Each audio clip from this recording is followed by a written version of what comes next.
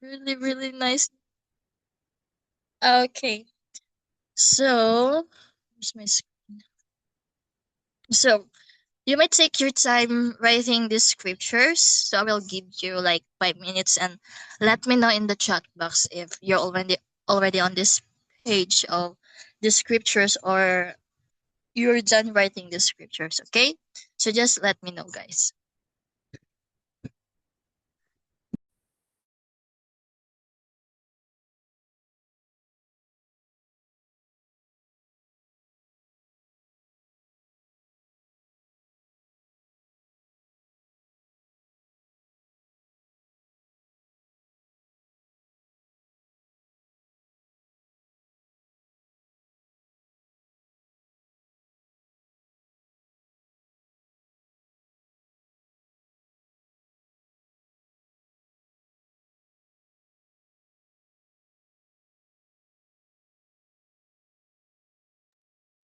You guys, you good? Are you done? So I can start reading the verses here, or if there's anyone who wants to read these verses, it's fine. Just let me know. Or if not, then I will proceed in reading Psalm 27. So Psalm 27. Where's... Okay, so I'm currently reading the New Living Translation or NLT, and I don't know you guys if you're using other versions, but it's it's fine. So let me read the Psalm 27 here.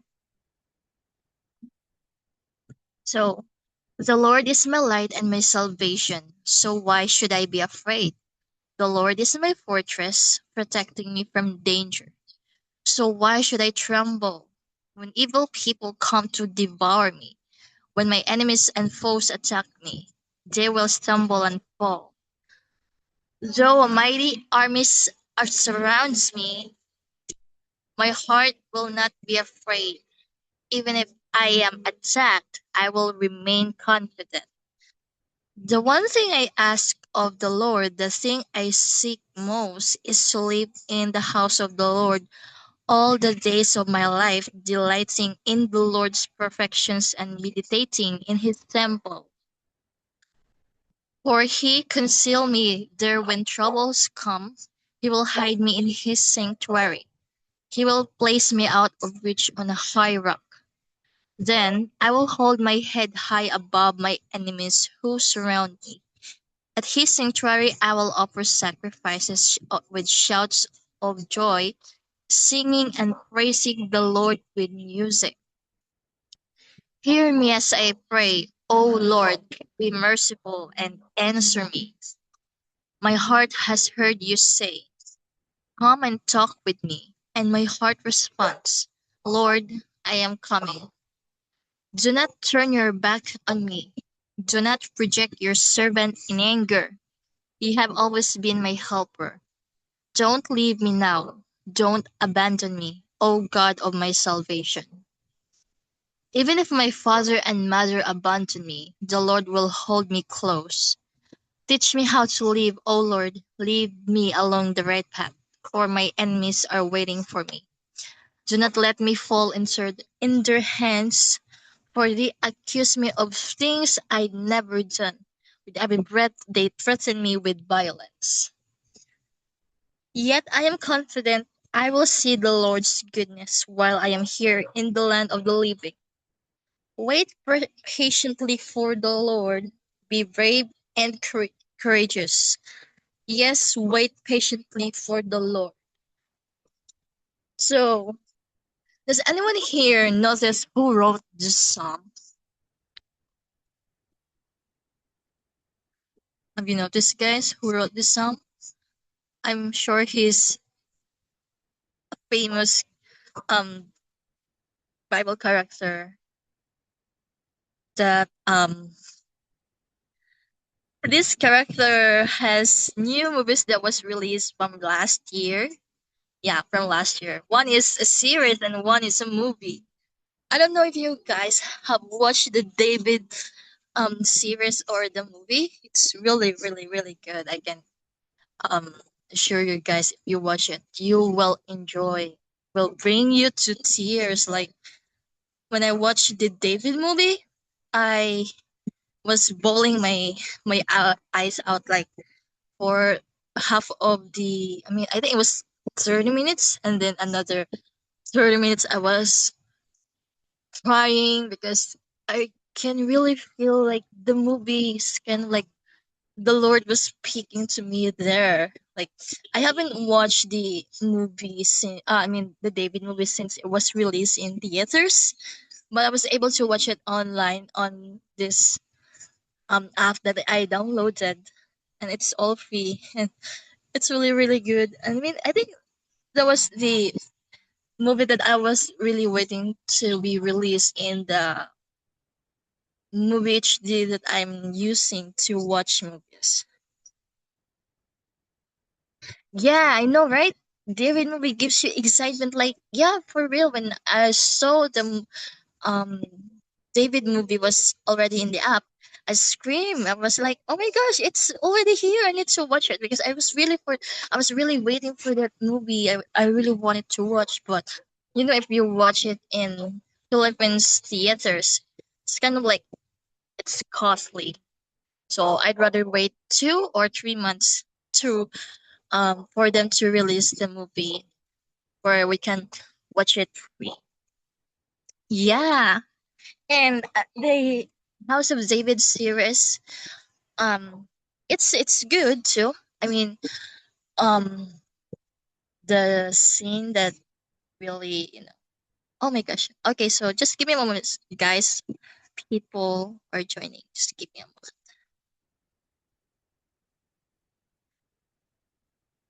So, okay. Oh, I already clicked the admit. Where are they? Where are they? Why they are not up here? Hi, Meet Gonzelda. Hello, hello, guys.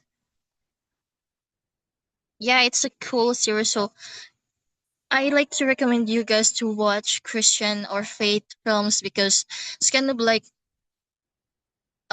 it's not that you read the stories from the Bible, but when you see it in how they portrayed this story from the Bible, it's really great. Like you really can't imagine. But I think, yeah, I like to recommend you guys to watch the David movie first because kind of like it's really amazing. Though it is an animation movie, but it's really really good. So okay, David was king of Israel after Saul. So if you read this book of First Samuel and Second Book of Samuel, you will read how David became king and the story of David's reign during the time of Israel. So, David was known for he's known for the man who saved God's heart. Like um we all know that people aren't perfect, but even though David made a mistake in his entire life by marrying Bathsheba, the mother of Solomon, it doesn't stop him from knowing God, from chasing God, because he wanted God. Like I think it's the most beautiful thing for a person to know and to learn from them how they pursue God despite of their flaws. Because other people would say um you're trying to be a good person when you're serving the Lord, but you keep doing mistakes. No, you know, even if you make a lot of mistakes, you sin every day.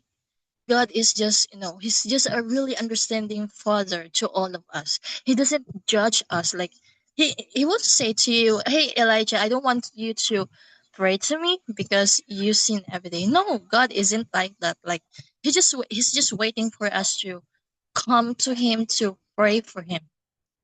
So, okay, so anyone can see, can you still see my screen, right? Can you see my screen? Just let me know.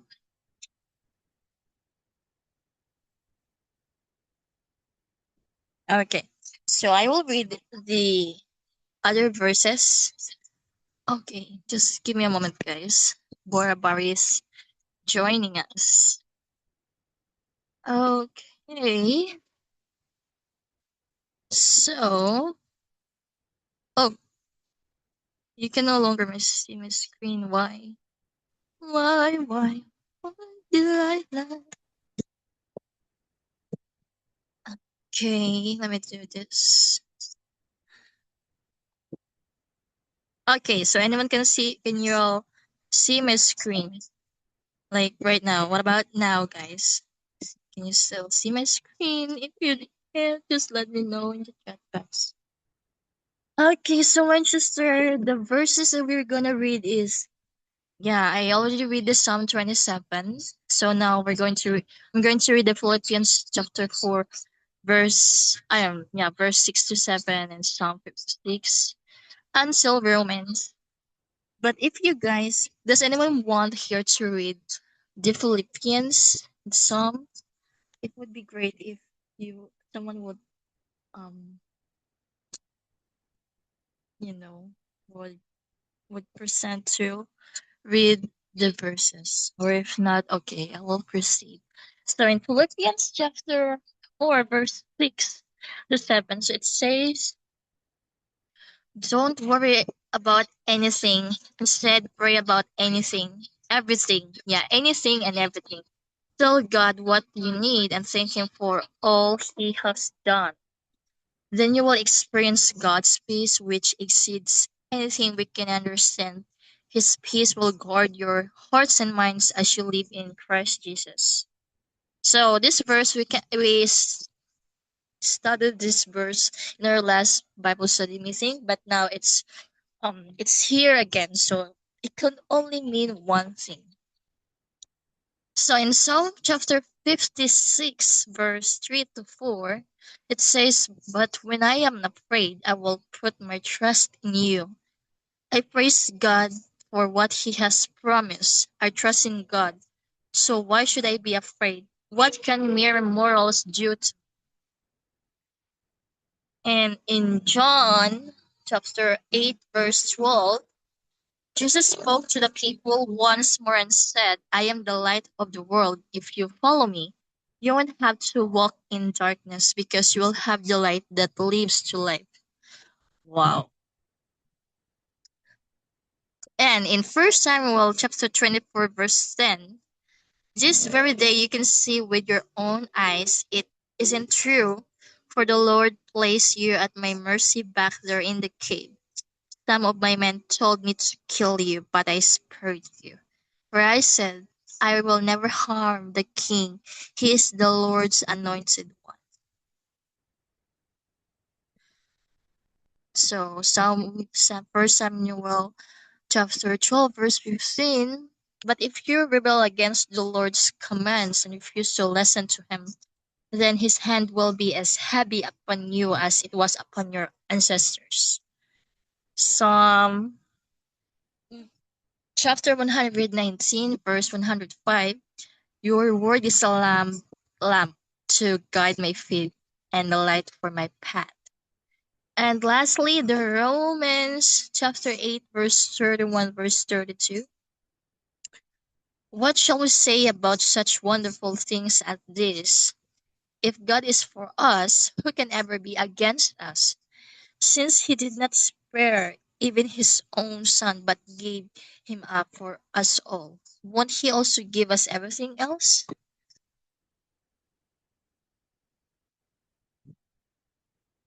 Oh, I'm so sorry, Winchester, but I will give you guys uh 3 minutes to open these pages, or you can just write it down because it's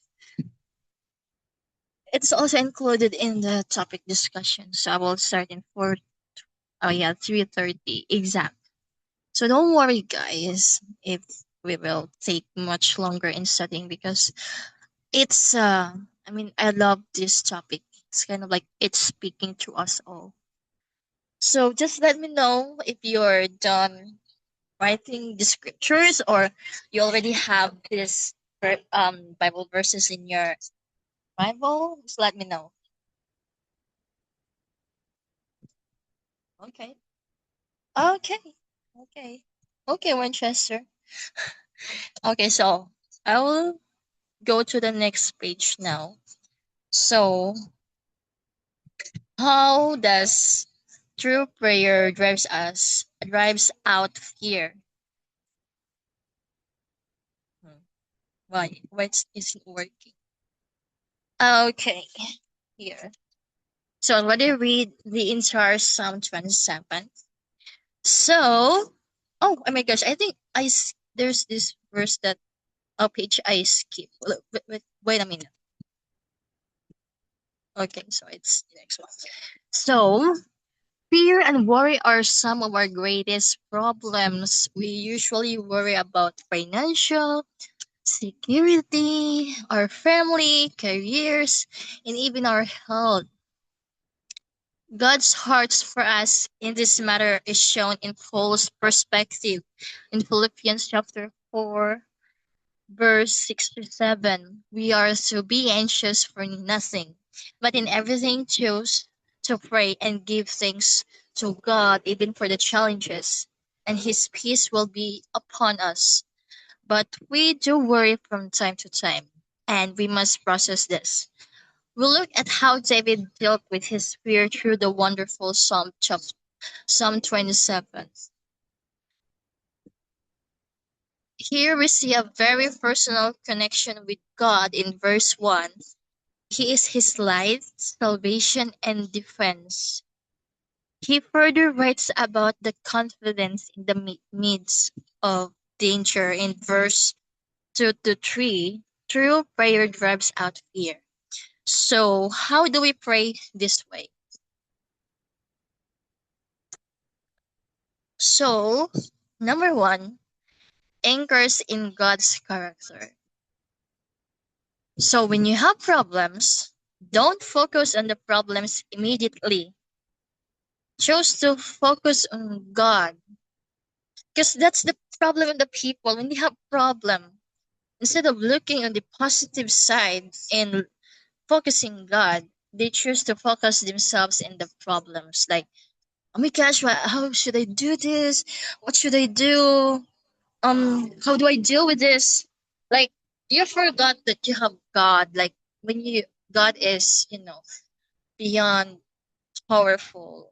He's in control of everything, and nothing is too impossible for him. So chose to focus on God. The temptation is to look at problems rather than look up to God. David declared that when he is afraid, he will trust in the Lord and put his trust in him. In Psalm chapter 56, verse 3 to 4, faith and fear are on opposite spectrums. So when you're facing problems, do not choose your problems. We must choose to have faith in the goodness and power of our God, right?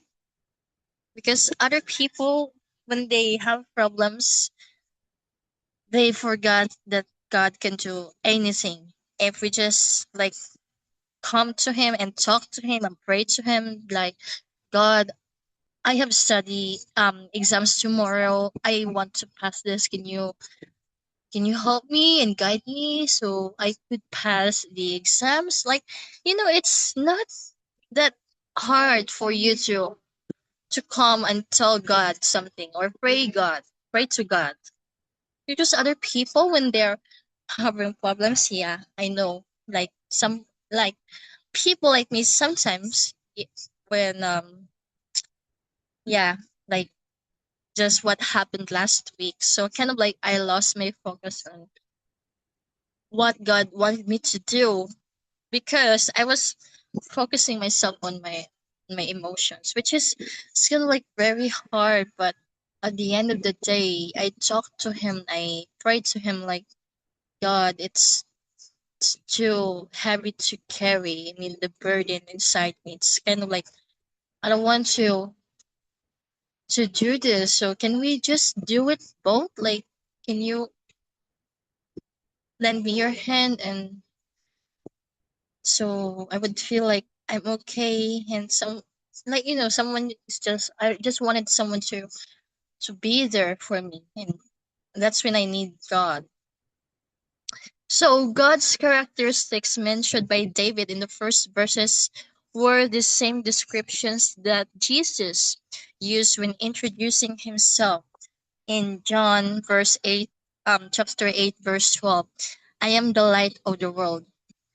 So David has serious problems when the psalm was written, and God was his guide in times of trouble. Like, yeah, when I read the book of Psalms, guys, I realized one thing, that at first I didn't know what was the meaning of Psalms, but when like um I read like 20 chapters in a row of that week, I understand that David was kind of like, he's a problematic man in this book. Like, um I mean, he faced a lot of problems and troubles when he first became king, after he became king. But, it doesn't stop him from trusting in God. So when you have problems, you remember you have to anchor in God's character. Do not focus on your problems, because when you focus on your problems, it will lead you to nothing. It can't help you. But if you chose to go to God, and then you gave him your problems, do you feel like something, like you suddenly feel at sudden ease at your mind or in your heart? Because I feel that, like, I'm really emotional, and I just pray out to the Lord. I don't care what people think or see about me, because um it's kind of like between me and God moments, and he's just really there, like he's comforting you in his mysterious ways that you can see but you can feel. Because I know a lot of us, we have problems every day. We have problems in our family, in our work, or anything else. But everything, guys, I want to share this to you. Before, when I'm not I'm not yet a person like this, you see me leading this Bible study. I used to, you know, I had a lot of problems like every day in my life, and instead of like praying to God or just remember God, even if it's just like once in a moment, I really focus on my problems. Like, I'm so desperate to find a solution for this problem, because I don't want to fail, or to um I don't want to have this problem like a negative result of my actions. So kind of like, um I became so paranoid and desperate, because I'm trying to get everything under my controls. Like, that's the kind of person I was before. And now it's really great when I feel this way. Like, I have problems, but if I can express it in my words, there's other ways for you to express it.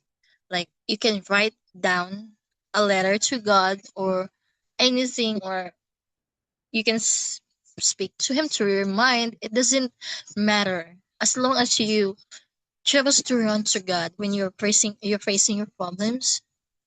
He's gonna understand it, as long as you talk to him. It doesn't matter if you talk to him alone in your comfort room, in your room, or somewhere that is more quiet, because you want to avoid the loudness of your environment. It's okay. It's okay to write your problems in letters. It's kind of like, it's okay, because you're talking to God, and he won't judge you. Unlike if you do this to people, they would laugh at you. They would think you're crazy. Like, You know, if you know what I mean, because that's the other people think. But what other people think about you or say about you, don't mind them. It doesn't matter, because what matters the most is how you trust in God when you're facing uh, challenges in your life.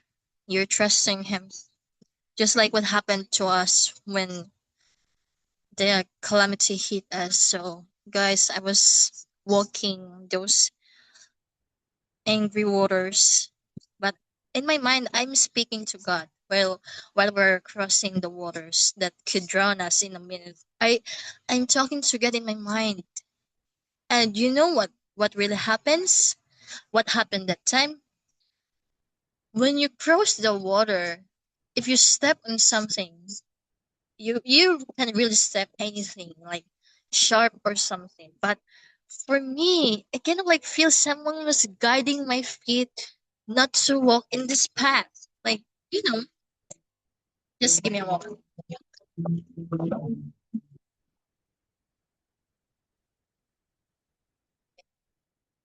So, guys, if I didn't trust God that time, I think I wouldn't be here talking to you today.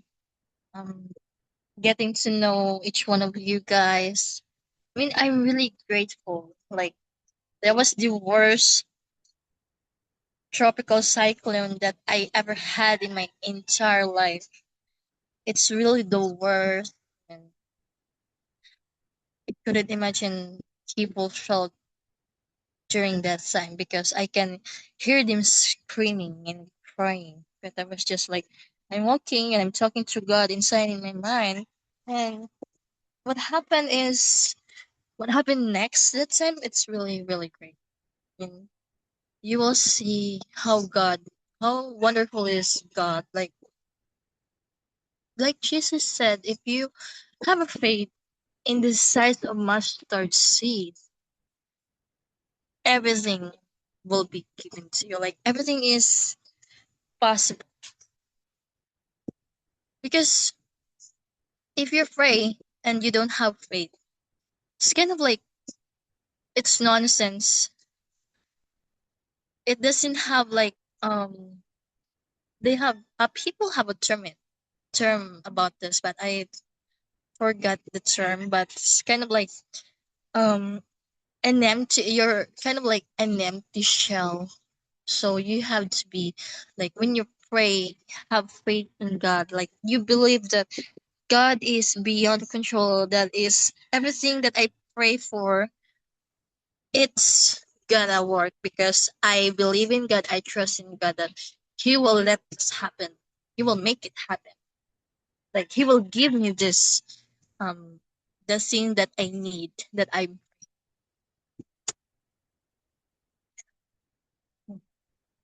okay. So we must remember that David was going to be king, but he did not become one immediately. King Saul loved him and even mentored and trained him, but became jealous of David to the point that he wanted to kill him. At one point, David had the opportunity to kill and retaliate against Saul, but he decided that he will not stretch out his hand against the Lord's anointed. So it's in First Samuel chapter 24, verse 10. He knew the command of God to respect his leader. David anchors his prayers on God's character. He surrendered to God's will and was not going to take things into his own hands. In First Samuel chapter 24, verse 12 to 15. So our tendency is to take things into our own hands and disobey God's commandment to satisfy our brewing frustration and anger. So this is true. Like, when you have problems, you're trying to take things into your own hands. Like, you want a solution for this one because you think it's possible for you to get this like answer, but you know, um, it's really impossible for a person to kind of like, you know, to, if you know what I mean. Because that's what people does, like usually when they have problems. uh, like example, I'm on kind of like I have no money and I have something to pay for, but I don't have money. So, like what comes in my mind, like, what should I do? What should I do? Where should I get money to pay this? First thing that comes into your mind, you want to borrow money from your friend or your family or someone you know. And it didn't work out. So you would feel like, you're angry, right? You're frustrated, right? Because you're doing this on your own. You're trying to take control of everything when you know you can't control everything. But only God can control everything. So David was able to surrender to the will and timing of God and fought against this tendency. He knew that God was guiding him, and so he stuck with God's word. In Psalm chapter 119, verse 105, to believe and not obey is not fully believing. Remember, God is our defender. It's in Romans chapter 8, verse 31 to 32. Satan's ploy is for us to doubt the love of God. So, guys, when you have problems and you did anchor it in God's character, remember that's the enemy ploying in your mind, trying to manipulate you. Like you face something so serious, or let me say this, like, yeah, I had this situation before. My dad died, and my dad is my protector, like, um kind of like, even though my dad was an imperfect person before, but for me he's the best dad in the world. I don't care what my sister says about him. Because we kind of like, we grew, but dad treated us differently. So my sister and my dad doesn't like, they're not really in good terms every day. They often argue and fight. But for me, I always follow my what my father says. Like what he wanted me to do, I always follow him. And it's kind of like, I feel my sister was jealous because it's kind of like she thinks like I'm our dad's favorite daughter. But kind of like, it's just like I really love my dad, no matter what kind of person he is. But I didn't stop praying for him to find his peace and come to God, which is he did. So when my dad died, my world torn apart. Like I became angry at the world, and I even became angry at God. You know what? Well, I told him, like, because I just can't accept the fact that my dad is gone. So I said, Lord, what kind of God you are? You're taking people away from. I already know that it's wrong to question God. Okay, it's not nice to say these things to God, but I did it anyway because I was so frustrated. I was so angry. I was so angry. I let the enemy to control my emotions, my mind. So that's why I said those things. And you know what happened next? No, God wasn't really pleased about that. So He let me suffer. I faced kind of like a lot of challenges before I became the person who I am today. So, um, guys, if you have in your family, in your friends, they're facing or having problems, but you know that they not like, even if they're not a believer, just pray for them, okay? Because enemy loves to interfere when we feel that way. When we're too emotional, too angry, too frustrated, or whatever you feel, the enemy will slowly laugh and think, oh, I think I have my target now. I will target Elijah because he feels so down, and it's kind of like he's feeling like, that's how the enemy works. So do not let your emotions control your mind and your heart. So when you feel something or whatever you're facing right now, don't ever forget God. Don't ever forget we have God. We have God with us. So why would you feel so frustrated and angry when you didn't get what you need or what you want? Just ask to God. He will give it to you. It depends on in what way He will show it to you.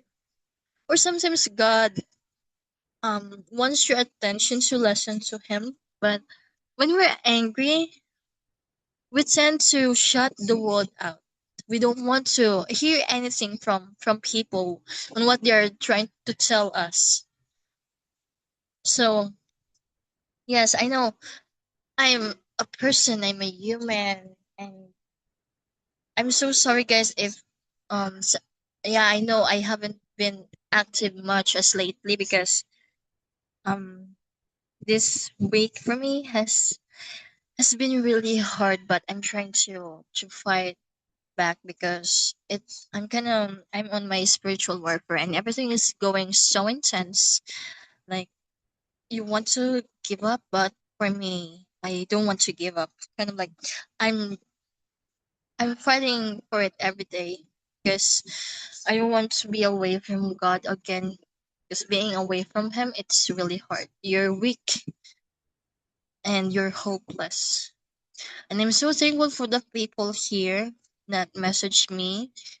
You're checking on me. I really appreciate it, guys. I know that was God trying to get me attention, telling me I'm here. Don't focus on your emotions. Like, why are you crying so much? When you know I have reasons why I do this, or it's because you wanted yourself to be close to them when you already know my answer was no. So it's kind of like my mind was um that's when I decided not to talk to you guys because I did a self reflection on what happened to me this couple past couple of weeks, but I'm happy but that I saw you guys talking to our Discord. You're so active. There's this one time that I saw you guys were talking and I can feel you're having a great time talking to each other in our server. I cried.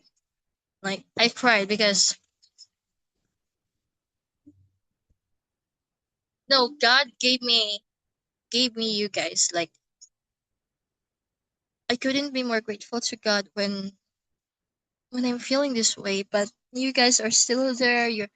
You're so like you're the kind of people that your characters, your the way you treat each other people, it's really amazing. I mean, I don't want to cry right now because I know sometimes I kind of like if you feel like whenever I chat or whenever I chat something, if others would feel here that I'm scolding you guys, I'm not like that. I'm just like I just wanted you to be reminded every day by God that whatever we are facing, nothing is too small for God. Like He can handle everything, and it really. Oh my gosh, I'm crying. I'm sorry, guys. Just give me a moment.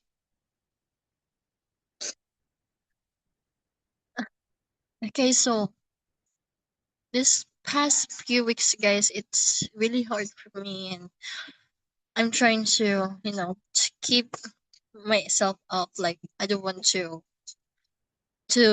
focus on things that I know I would or I will not gain something. So I chose to run to God. I chose to complain my life about Him. I mean, it doesn't matter if you do these things. I mean, it's kind of like you're building our connection and relationship with God, which is amazing because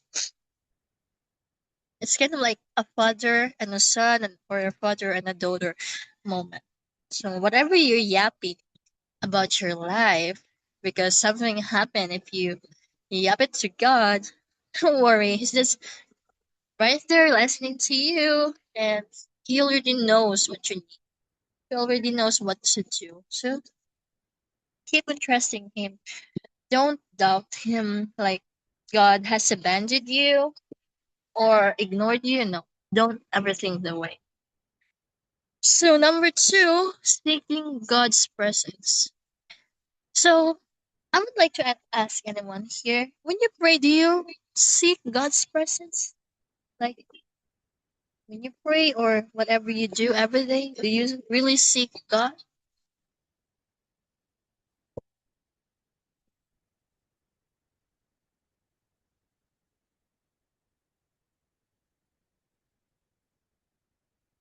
Oh, I'm so sorry, guys. You can no longer see my screen. So sorry, guys.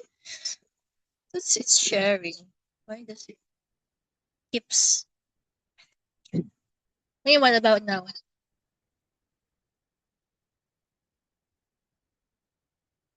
Okay.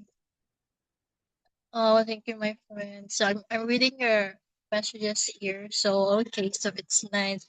So it's really wonderful to hear from you guys that you seek God's presence when you pray, or you want Him to be with you today or every day. So verse 4 of Psalm 27 tells us one thing that David saw. He did not ask God to remove his problems or prayed that Saul will be gone so he could be king.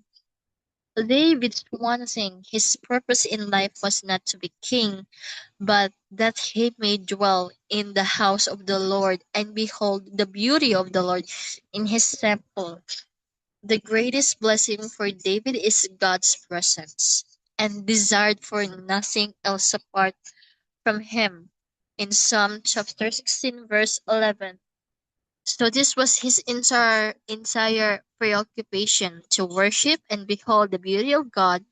If we do not know God, we will not worship God. The heart and the ability to know God is sealed by the grace of God. Blessed is the one you choose and bring near to you. In Psalm 6, chapter 65, verse 4. We are not brought to God by accident. He is purpose. I'm so sorry, guys. He is purposeful in drawing us in to dwell and exist with Him. The reality of death has to be faced, but it affects a man's view of life, of God, and of eternity, according to Oswald Chambers. So Paul did not know whether he was going to live or die when he wrote that for him. To live is Christ and to die is gain. In Philippians chapter 1, verse 20. So, do you notice something?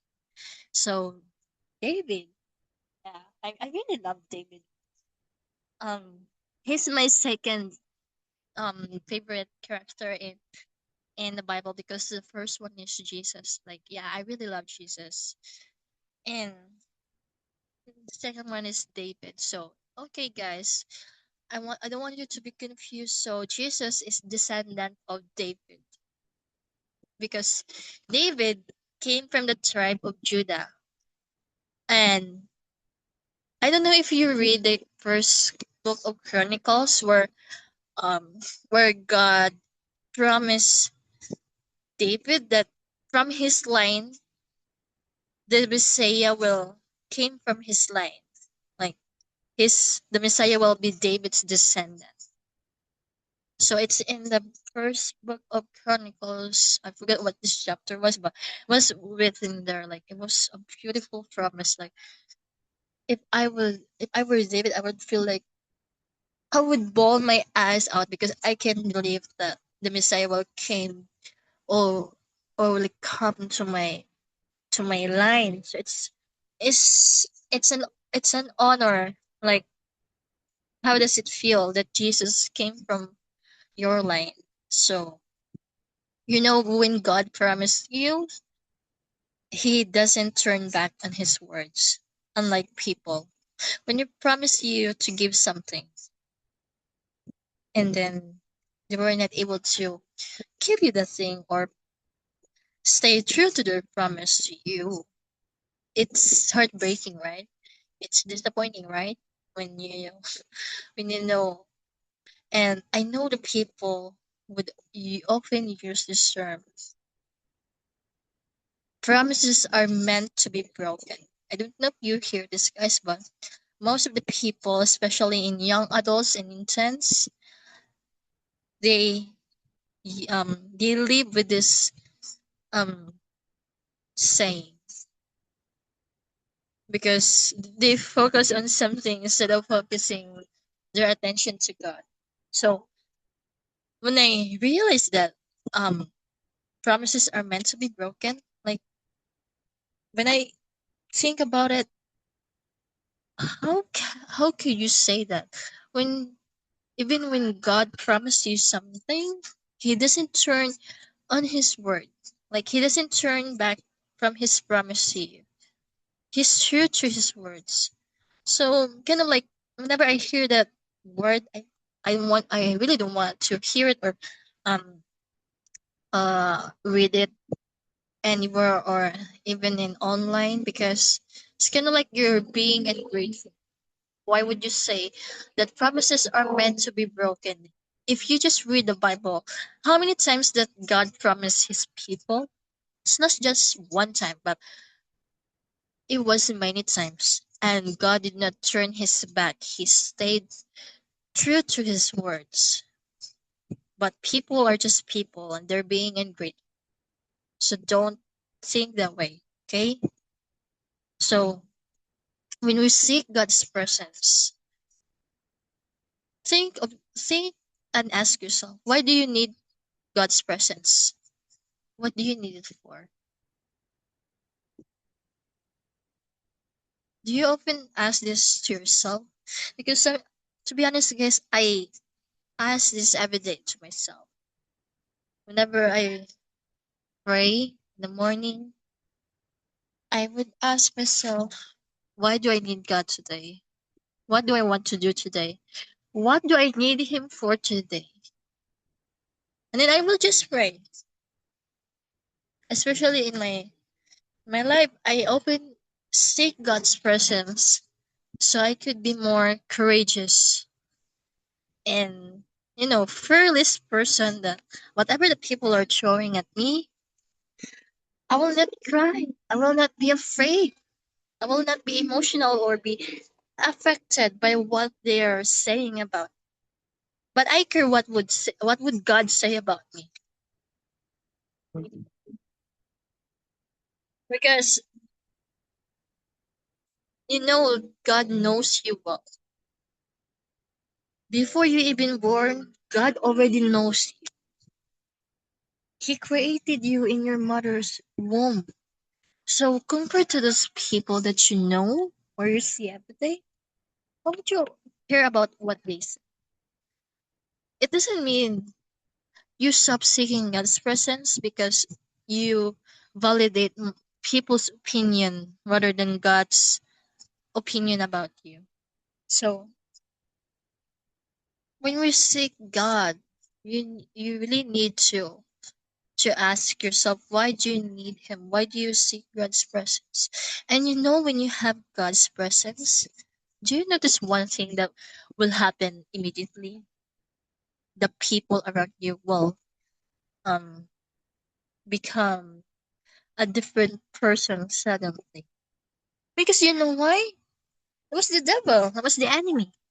When the enemy surrounds they were being surrounded by the light or presence of God, they will become crazy. Yeah, that's what I realized. Like, why would people act this way when earlier you're in good, like you were talking, but suddenly when you already have God's presence, they treated you differently. Surroundings, atmosphere became so like different that you could not understand because that's God's presence within you. Within you, if you have God's presence, people will act differently. You need to remember that, guys. If they act differently around you, it's because you have God's presence and the enemy doesn't want to be around. Do not force yourself to engage with them. Even if you have God's presence with you today, you know those people doesn't want to listen to you or be with you. Just step away, and it's better for me. It's better to be alone rather than having so many friends that they're really uncomfortable when I'm around them. They're uncomfortable because I have God's presence with me. Like, darkness is really uncomfortable around the light. So don't be surprised when you see these things happening to you. I know some people would say here they're trying to preach a gospel to their friends or to their classmates, to their workmates, and they don't want to listen. It's because you have God's presence with you. The enemy doesn't want to listen to you. You need to remember yourself. But even so, if they're acting that way, pray for them. Rebuke the enemy within them. I don't know if you watched the YouTube shorts. I think it was shown in our women's community when we're doing the Bible study. Like there's this man preaching inside the airplane. He was holding his Bible. I mean the ma- the preaching the person who was preaching, he's an old man, and there's this a black man that approached him, and he's just scolding the man for preaching, like, oh, you're being noisy, can you just please stop, blah blah blah, something like that. He even slapped the old man, like he slapped the man that was preaching God's word to those people inside the plane. And you know what did the preacher did? He didn't like slap him back or slap his Bible in his face so he would listen. No, just tap his shoulder. He was telling us, God loves you. Yeah, God loves you. Because if God doesn't love you, you won't be here today. You won't be alive today. God really loves you. That to the point He wants you to repent and to return to Him. And you know what happened, guys? The man was crying like a baby because you know what happened between them. It was kind of like the light and the darkness kind of like fighting each other, but darkness never wins against the light. So the man was crying because the Holy Spirit touched his heart. And it's not like I don't see this often, but I see this like on Facebook Reels. There's a lot of moments like it, like there's this other scene where it's inside the bus, and he like the old man was also preaching, but there's this man also that I think he was on call, and yeah, the man was preaching, and he turned his when he praised this preacher, and then he's scolding him like, "Did you know that I'm on call? Why do you preach this nonsense?" Blah blah blah, something like that. And yeah, he did hurt the preacher, like you know. And then the next thing that happened, no, the preacher didn't also fight back, but he tells them the message of God, and God really touched their hearts. So for me, That's what I do when people. I have people that used to be my friends, and we're not friends anymore. But it doesn't mean I can't pray for them. I pray for them because I want God to touch their heart, to understand my perspective in serving God, in doing God's purpose for me, like fulfilling His purpose for me. Because people would judge you, right? People will often say to you, when you believe in God, when you do His commands, you need to be a good guy, you need to be a good girl. No, why would I do that? I mean, for me, why would I do that? I mean, it doesn't mean I'm serving God. I have to be nice with you. Yes, if I were to be honest, Jesus wasn't even nice. If you read the most of the books of, I mean, the chapters in Matthew, Luke, Mark, and John, he's roasting the Pharisees, right? He's roasting them. He's rebuking them. Jesus didn't even say, "Oh, dear beloved Pharisees, please return to God." No, he rebuked them, and he keeps on roasting them, like telling to their faces, whatever you are doing, it's lawlessness. It's not, you're doing this for God, you're doing this for yourselves. He even flipped tables in the temple, right? When he saw the temple turn into a marketplace, Jesus was so mad, right? So that's a, I mean, people around me, they kind of like really funny because yeah, they see me every day reading my Bible, doing my Bible study, except for our Bible study because it's really early and they can see me anyways. You know, they really judge me for my actions to my faith in God. So I would just tell myself, okay, I need to pray for them. God, just touch their heart, just do whatever you can because I'm tired of, arguing with them, exchanging opinions with them when they don't listen because the enemy holds their heart and mind. So what can I do? Only you can do anything to them. So it's up to you. And guys, you will know you have God's presence when you read the Bible and you suddenly cry for no reason. So that's also God's presence right there. I don't know if you have this moment where you read the Bible and you were reading the verse and suddenly you cried for no reason.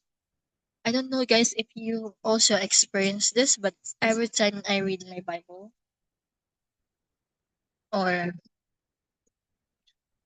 hear, or I mean, listening worship, to my worship playlist in Spotify, guys, I already know God is in my presence when I just cry for no reason. Like, I'm feeling something from deep within. That's God right there.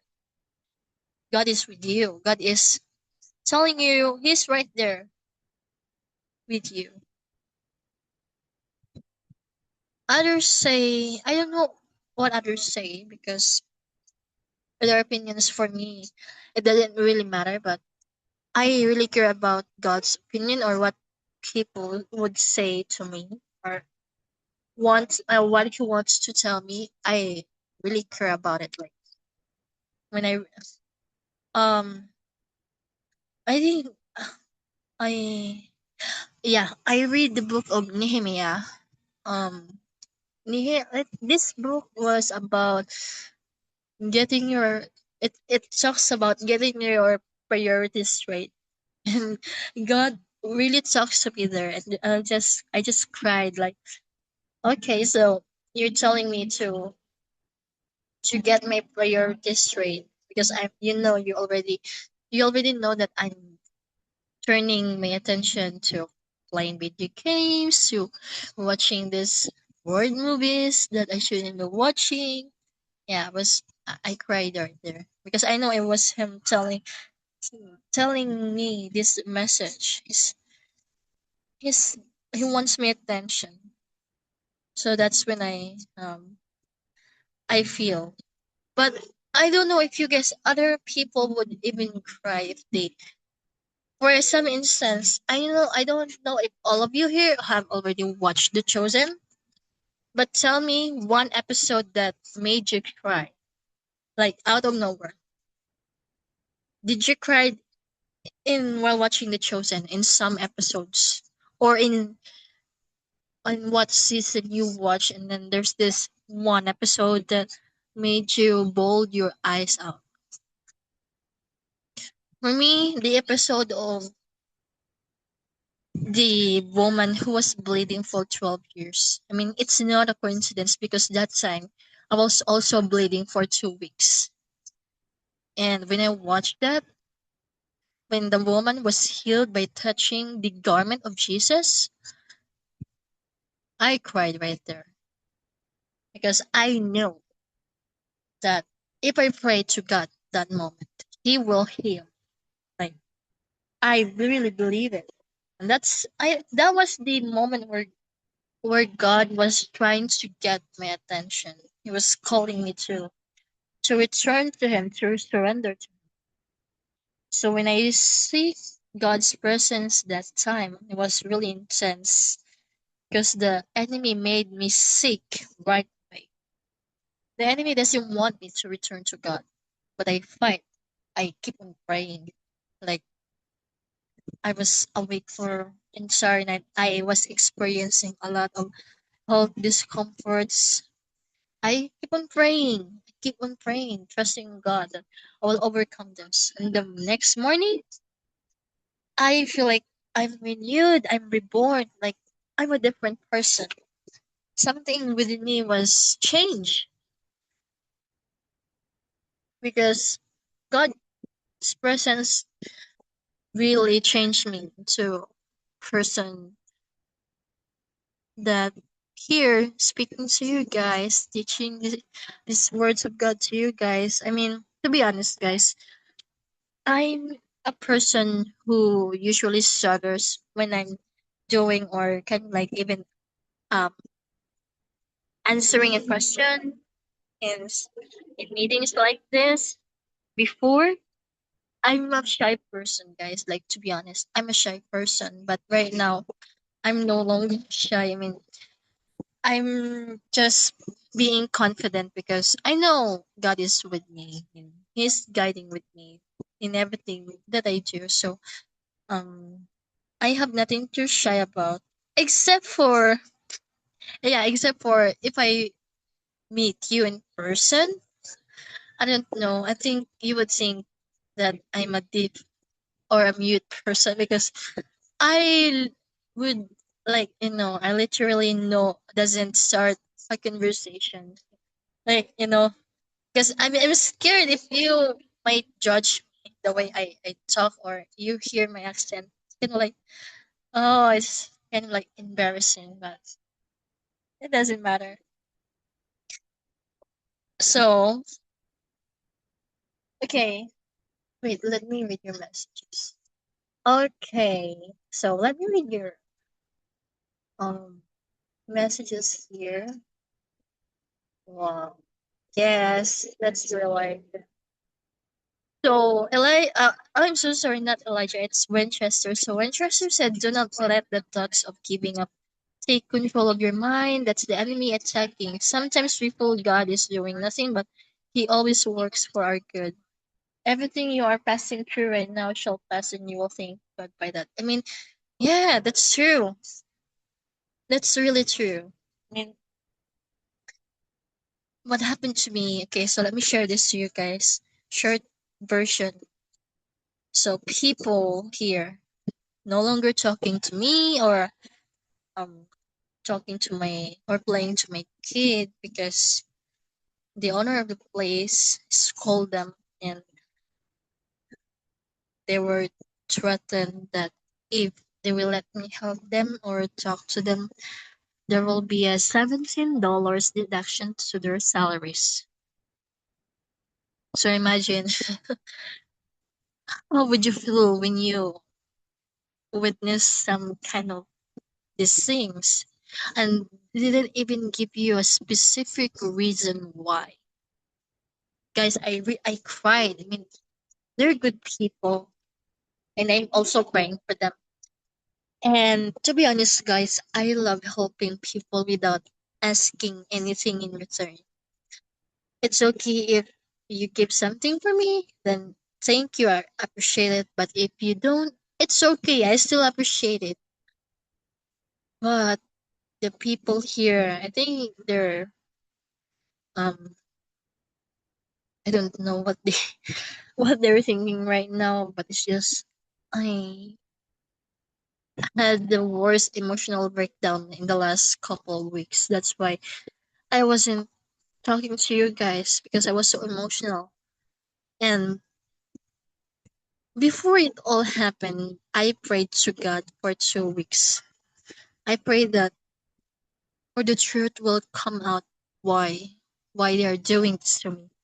Why their owners like this to me. Like what did I do? Did I do something wrong that displeased them or made them like angry? I just wanted to know the reason why. I mean, is it hard to give someone an explanation when they just want to know the reason so they would understand or know what should they will be, you know, if they want to do something or make it up to them, like things like that.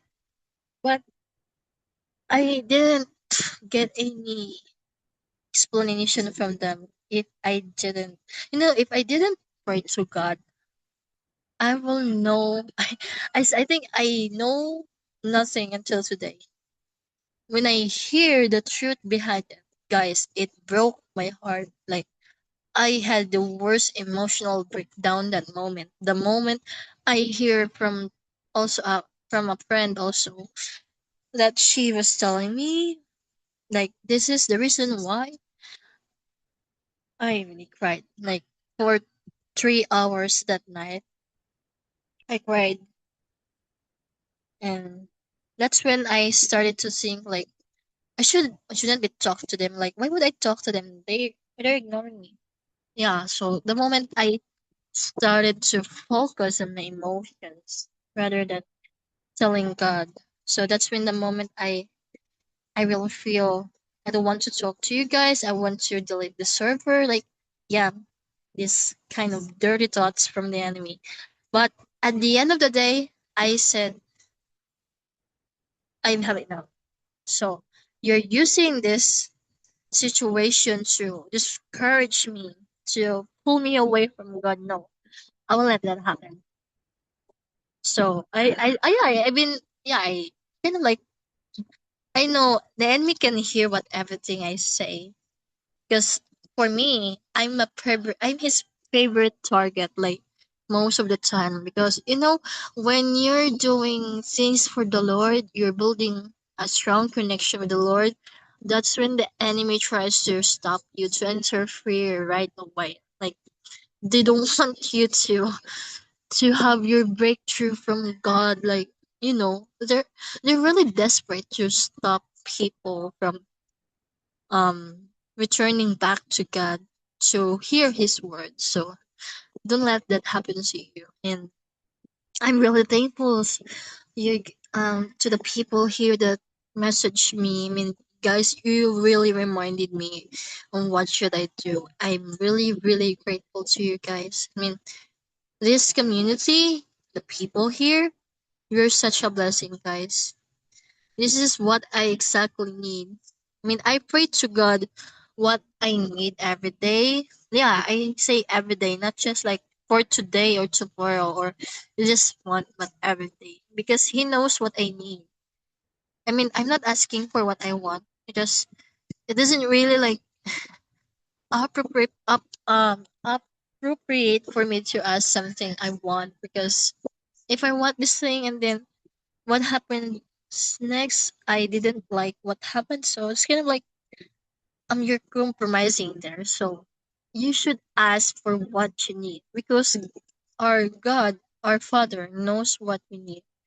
Just like what Jesus said, the Father already knows what you need before you even say it to your prayer. Like, let's say my friend here, okay. So I'm not trying to discourage you guys, okay? So I have my friends, they're not yet married, but um yeah, I mean some of them that whenever I talk to them, like I I love in my I mean it's funny because I know the feeling. I mean, though I haven't, I mean I'm not yet married, but I wonder the feeling of what does it really feel like when you marry the person that really comes from God. Like God gave you the person you need. Like I think it's a dream come true, and then you marry them, and then you get to spend the rest of your days with them. I mean, forever. Like my grandma and my grandpas. I mean, that's kind of like an example for me. My grandpa was praying for God's like, this is what I need in my wife. Like, yeah, and then God gave my grandma.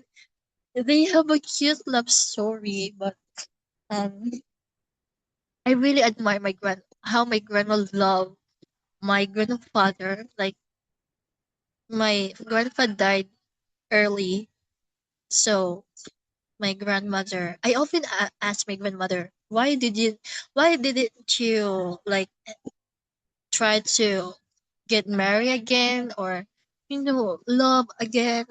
He said, she said no. I mean, she tells me this her reason, and I didn't understand it back before because I was young. She she told me, your grandma is my answered prayer. I was like, hmm? What does it mean? Like, what do you mean your answered prayer? Like, does it really happen? Like, that's what I had on my mind before. And I when I had the chance to understand this, it's the feeling is, guys, the feeling is mutual. And it's really great when God answers your prayers because you're asking for what you need. And God will eventually give you what you need in His timings. So don't rush or like, don't act like desperate because you just need this like today. No. When God gives you something you need, it's gonna be for the rest of your life. Like, yeah, for real. Yes, to be honest, guys, I'm praying for us. I'm praying for it. Like, I love children. Like, I want to be a mother, and God gave me what I need. He gave me adorable children. Yeah, two kids, and then the journey wasn't really wonderful, but God gave me reasons. There's a how do I put this into words? So one, I had a kid, and I hope he's okay right now. He's okay, but I'm still praying for him because I haven't seen him for years now. I really miss my kid so much, and I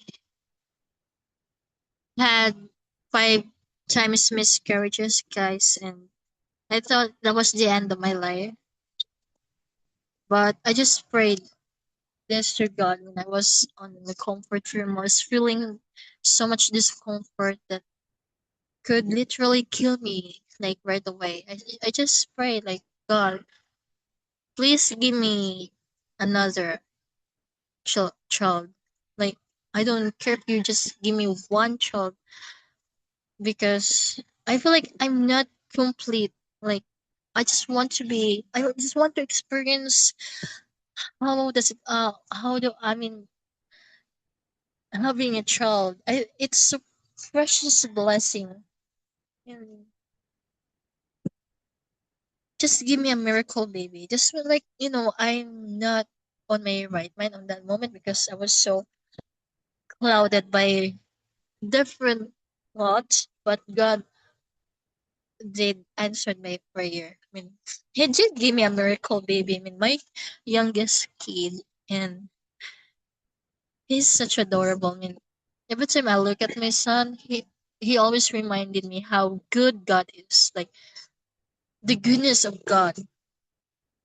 The mo if you whatever situation you are right now, if you pray for what you need, God will give it to you because He knows you need it. I mean, it might not work in the way you less expected, but it will work the way that you will be surprised. Like that's how I share my testimony when how God worked through my life. I mean, it's really amazing. Though my life wasn't easy, but I'm still thankful to God. Like every day, I'm being grateful to Him. I mean, I think that's the thing that we should do. We should be grateful to God because you have everything you need, right? You're still alive, and you still have your parents, your loved ones with you. We should be grateful. We should be grateful to God because He allowed us to have these things, to experience these things.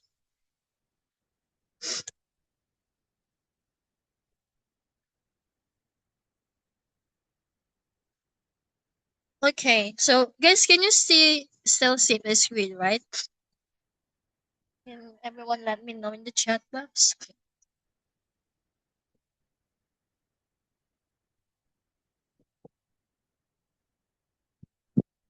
Okay, so I'm reading your messages here.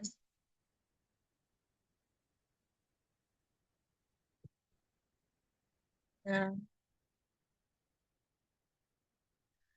okay,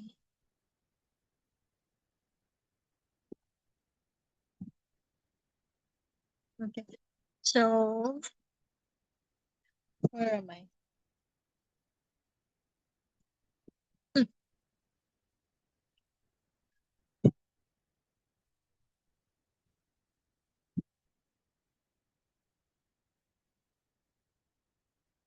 Okay, so okay, the others left, but it's okay because I think they're going to do something, or I think they're going to do errand. Oh no! Oh, okay. Just give me a moment, guys. Someone is trying to join. Oh my god! It's Nanatico. Hi, Nanatico. How are you? I mean, I paused for a moment because I was reading everyone's messages in the chat box. Yes, good. Hello, good. So, um, yeah, guys. Okay, can you still see my screen? Yeah, okay. So, okay. So, we have a moment. Okay, so number three, true prayer works when you keep waiting in faith. So when we pursue God, it does not exempt us from problems. It says in Psalm chapter 27, verse 9 to 10. David asked that God not hide, turn, and abandon him. It is a desperate cry to God. So great is God's love for us that though people can disappoint us, in Isaiah chapter 49 verse 15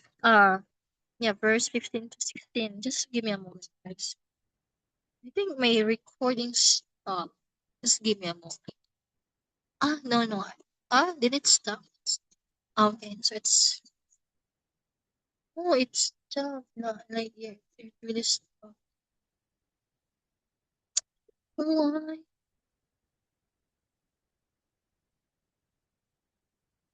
Oh, so okay, so I thought it's the recording was stopped. Okay, so it didn't stop. Thank God. Okay. Oh, wait. Didn't it jump? So okay, continuing. David's waiting was not in passivity, but in active obedience and trust in the Lord. So Oswald Chambers said, faith is deliberate confidence in the character of God whose ways you cannot understand at the time. Which is true. I mean, when you try to obey God, I know some of people kind of like have time that they cannot understand at the time what God I mean what God trying to tell them. So if you have faith like this real faith, if God would try to get your attention or he wants to say something to you, you will you may it I mean you may not understand it right away, but later on you will understand why because you're trying to understand God's nature. Like you're trying to understand him. What does he really want? So the last sentences of this psalm shows us that even our prayers are not answered. We chose to wait for the Lord and keep trusting him. In verse 13 to 14, waiting for God is not a delay. It is a preparation for greater blessing. Faith grows strong when we choose to wait, not because we have answers, but because we trust God's heart. Amen. This is true. I mean, in your waiting season, how's your faith? Do you still trust in God? Do you still believe it? For me, I'm in my waiting season and I'm still waiting and I'm still trusting Him that whatever reason He has for me, it will happen in His perfect timing.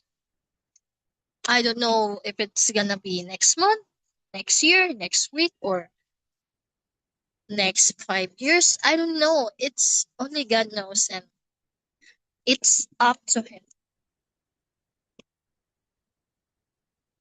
So I will just wait for God. Like I will trust Him. My waiting season, I will put my trust in Him because in my waiting season, it that's when the time that my faith is getting stronger because I choose to wait. I didn't choose to rush things just because I want it to happen immediately. No, it doesn't work like that. So David wrote in another psalm where he speaks of the goodness and sufficiency of the Lord in chapter 34, verse 8 to 10. We shall never be in want of anything good. I'm sorry, any good thing because he himself is good. David did not succumb to his worries and fears. He knew the end game and trusted the promises of God. God promised us a glorious destiny, and that is why we can keep waiting in faith. The best is yet to come. So, when you trust in God, do not ever let yourself worry why it's taking so much longer, why it doesn't happen yet. Keep on waiting, keep on trusting God. Because the moment you choose to wait and trust in God, your faith is getting stronger. And if you have faith, like you know what I mentioned earlier, everything is impossible. I mean possible. Faith can move mountains. So I don't know what you are currently waiting for. If you are in your in the moment of your if you're in your waiting season or whatever season you are right now, keep on waiting on God. I'm sorry, guys.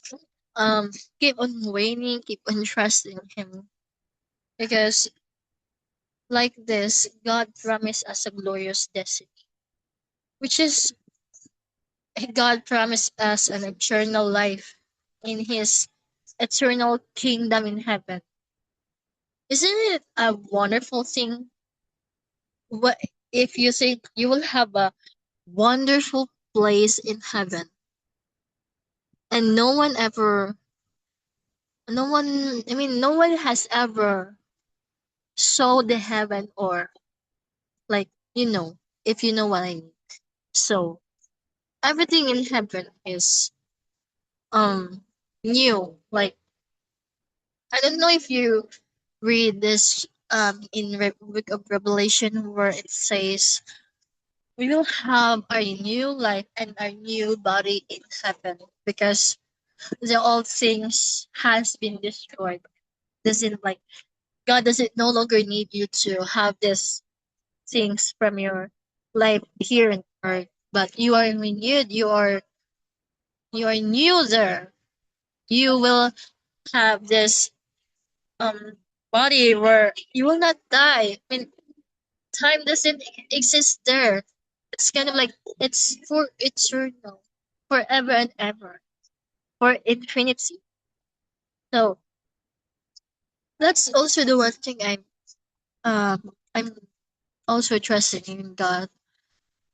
Like whenever I have my prayers, I always have in my mind, Lord, don't forget me when you bring us to heaven. I mean, that's the one thing I really desire. Like, I want to be with Him. I want to be with you guys with there. We we will reunited in heaven, but we will not be able to recognize each other, because we're living a new identity there, and every day we're just worshiping and singing to God. I don't know. Sometimes I would think like, how would I feel if I'm in heaven and then I saw my dad, my grandma, my grandfather, but the thing of will I recognize them? That's really a question mark for me, because I haven't read yet the full chapters in Book of Revelations, because whenever I read the Book of Revelations, I'm always feeling a goosebumps, right, guys? Like the goosebumps is real. Like, I'm imagining the scenery of these chapters in my mind, and it's really giving me goosebumps, because it's going to happen. Like everything in Book of Revelation, it's like the real and actual war of darkness and light, like here on earth. So I think um other people doesn't fully understand the real passage behind it, but guys, it's kind of like um I pray to God that I will be able to witness that um the second coming of Jesus. Like I really want to see Him descending from the heaven on the clouds. Like I I don't know what would I feel like. I would be able to see the real face of Jesus, because the first time I encountered God in my dreams, I don't see His face. It's His face is full of light, like His glorious light that shines every day, and it's His glory. So I wasn't able to see His real face, because it's really indescribable. Like you can um you can compare His face to people that you may know or you haven't seen here, but like it's it's just a total light, and I didn't realize that it was God until I'm doing these things that I already encountered God 15 years ago in my second grade. So it's really amazing. So, okay guys, so that's our discussion how true prayer works. So, okay, I will stop sharing now and recording.